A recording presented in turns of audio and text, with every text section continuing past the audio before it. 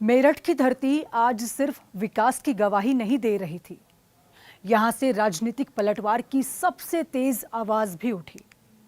प्रधानमंत्री नरेंद्र मोदी ने मंच से सीधे कांग्रेस पर हमला बोला और ये कहा कि जिस एआई समिट पे दुनिया भारत की तकनीकी ताकत देखने आई थी, उसे गंदी और नंगी राजनीति का अखाड़ा बना दिया गया।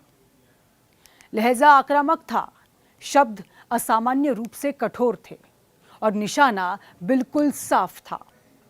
जब 100 से अधिक देशों के प्रतिनिधि भारत की डिजिटल छलांग को देखने के लिए दिल्ली पहुंचे थे, उसी वक्त विपक्ष ने शर्टलेस प्रदर्शन कर उस वैश्विक मंच को सियासी संघर्ष का मैदान बना दिया।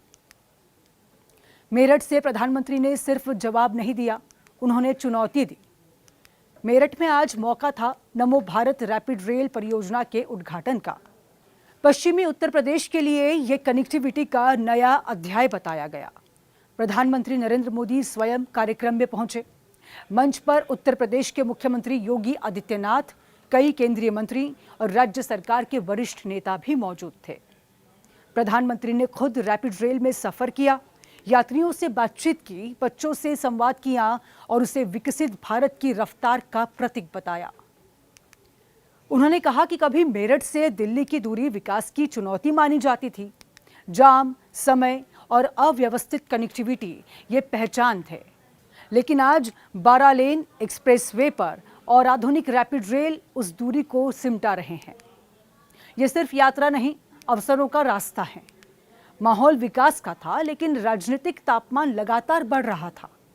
प्रधानमंत्री ने अपने भाषण के बीच में अचानक एआई समिट का जिक्र कर दिया, वही समिट जो कुछ दिन पहले दिल्ली में आयोजित हुआ था।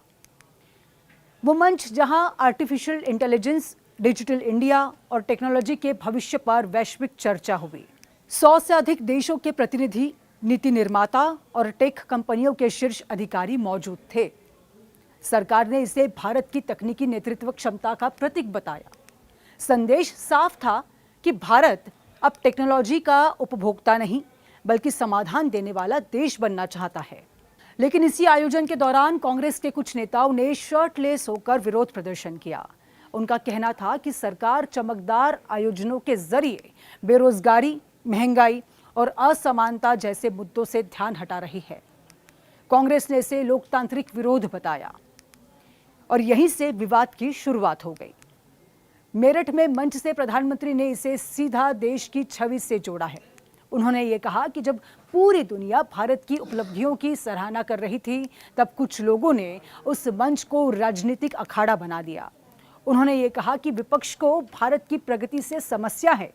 प्रधानमंत्री ने तंज कसते हुए कहा कि अगर कुछ लोगों को भारत की उपलब्धियां समझ में नहीं आ रही, तो वे गूगल में सर्च कर ले, दुनिया क्या कर रही है पढ़ ले।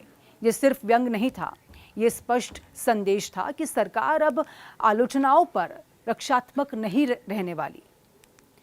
उन्होंने डिजिटल इंडिया, यूपीआई और टेक आधारित गवर्नेंस का जिक्र करते हुए कहा कि आज भारत का डिजिटल मॉडल कई देशों के लिए प्रेरणा है। उन्होंने दावा किया कि भारत ने टेक्नोलॉजी को सीमित नहीं रहने दिया, बल्कि आम नागरिक तक पहुंचाया। मुख्यमंत्री योगी आदित्यनाथ ने भी मंच से कहा कि प्रधानमंत्री के नेतृत्व में भारत वैश्विक मंच पर नई पहचान बना रहा है। उन्होंने एआई समिट में विदेशी प्रतिनिधियों की भागीदारी को भारत की बढ़ती ताकत का प्रमाण भी बताया। लेकिन कांग्रेस का जवाब भी सामने आया है। पार्टी का यह कहना है कि लोकतंत्र में विरोध अपराध नहीं है। उनका तर्क है कि अगर सरकार उपलब्धियों का दावा करती है, तो विपक्ष सवाल भी पूछ सकता है। कांग्रेस नेताओं ने यह कहा कि उनका प्रदर्शन नीतिगत असहमति का प्रतीक था, न कि देश की छवि खराब करने का प्रयास।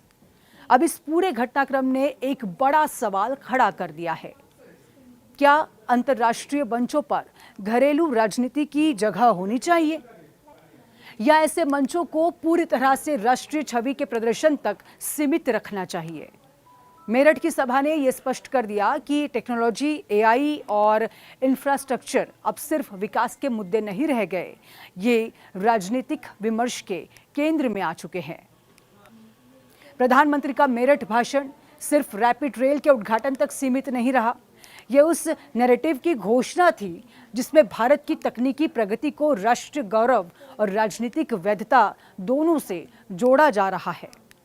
विकास की रफ्तार, वैश्विक मंच और सियासी टकराव तीनों आज मेरठ में एक साथ दिखाई दिए।